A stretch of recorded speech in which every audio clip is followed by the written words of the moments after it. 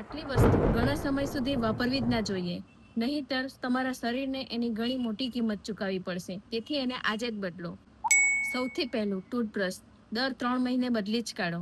કેમ કે એના બ્રિસ્ટલ જૂના થઈ જાય છે, તેમાં બેક્ટેરિયા ફસાઈ જાય છે અને તેના કારણે તે દાંતની સફાઈ પણ સરખી રીતે નથી કરતું અને તે ઇફેક્ટિવ પણ નથી રહેતું. બીજી વસ્તુ પીલો એટલે કે તકિયા 1.5 થી 2 વર્ષે બદલી કાઢવા જોઈએ. કારણ કે ટાઈમ જતાં એની અંદર પરસેવો, ડેડ સ્કિન અને એલર્જન થઈ જાય છે. એના લીધે એલર્જી થઈ શકે છે અને શ્વાસ લેવાની તકલીફ વધી શકે છે. ત્રીજું છે મોજા 6 મહિનાથી લઈને 1 વર્ષ સુધીમાં બદલી કાઢવા જોઈએ. મોજા ઢીલા પડી ગયા હોય કે એમાંથી સ્મેલ આવતી હોય તો તરત જ બદલી નાખો. મોજામાં બેક્ટેરિયા તથા ફંગસ જામી જવાના કારણે સ્કિન ઇન્ફેક્શનના ચાન્સીસ ખૂબ જ વધી જાય છે. ચોથું છે અંડરવેર 6 મહિનાથી લઈને 12 મહિના સુધીમાં નવા જ લઈ લેવા જોઈએ. નહીંતર સ્કિન ઇન્ફેક્શન અને ફંગલ ઇન્ફેક્શન થવાના ચાન્સીસ ખૂબ જ વધી જાય છે.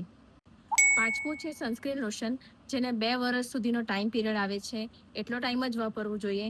ત્યાર પછી એનું પ્રોટેક્શન ઘટી જાય છે તથા પેકિંગ ઓપન કર્યાને 9 મહિના કે 12 મહિના સુધી જ તેને વાપરવું જોઈએ.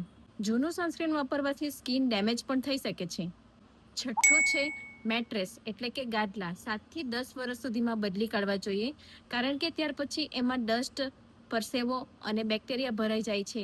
એનાથી સ્કિન એલર્જી અને બેક પેન પણ થવાના ચાન્સીસ વધી જાય છે. આટલી વસ્તુને જો તમે સમયસર બદલશો તો સ્કિન ઇન્ફેક્શનથી પણ બચી શકશો અને તમારી હેલ્થ પણ સારી રહેશે. આવી જ વધુ માહિતી માટે મારા રતન ફાર્મસીના પેજને હમણાં જ ફોલો કરી લો. કારણ કે પહેલા જાણકારી પછી જ દવા, આ છે રતન ફાર્મસીની રીત. ને આ રીલને વધુમાં વધુ શેર કરજો.